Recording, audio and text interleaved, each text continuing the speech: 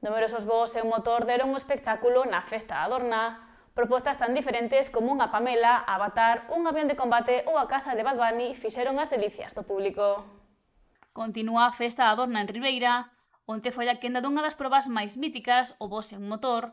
Como ben indica o seu nome, as peñas participantes tiveron que elaborar propostas orixinais para ver quen se gañaba o xurado, pero non podían estar propulsadas.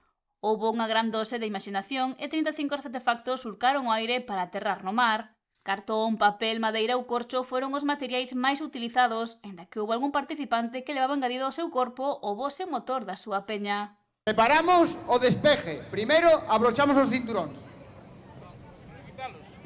O importante é que poñelos.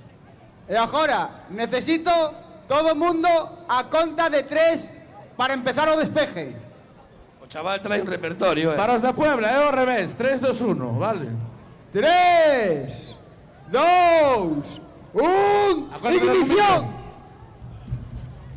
Cuidado. A nova edición do Gran Premio Ícaro de voo sen motor durou preto dunha hora, onde as peñas foron pasando pola plataforma de despegue presentando a súa proposta. Veñen os pitufos ahora. Meu coronel, movimento nos toxos, somos Navy, repito, somos Navy, retirada táctica, bueno, a correr carallo.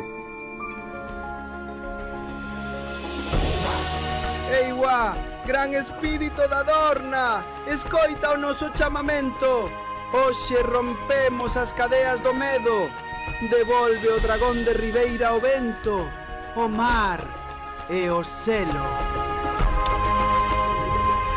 Houbo homenaxes ao Mundial recentemente conquistado pola selección española e outras referencias da actualidade, como a casa de Bad Bunny recreada polos tabeiróns caralludos que se levaron o 5º posto. As películas tiveron o seu boco e foi a aposta dos gañadores Sisar Jomelirio, que fixeron a súa representación dorneira de Avatar. Tocando fondo apostou por unha proposta máis bélica, cun portaavións e un avión despegando coa que se levaron o 2º posto. Queñadera e a súa Pamela, en alusión a Pamela Anderson, conquistaron o 3º posto. Caracolas en Sirolas e os corsarios do Barbanza compartiron o 4º lugar e Derrape Mental foi tamén 5º. A festa seguiu hoxe co Trinautlón en área secada, a final da canción de Tasca e o concerto da orquestra Never Loura.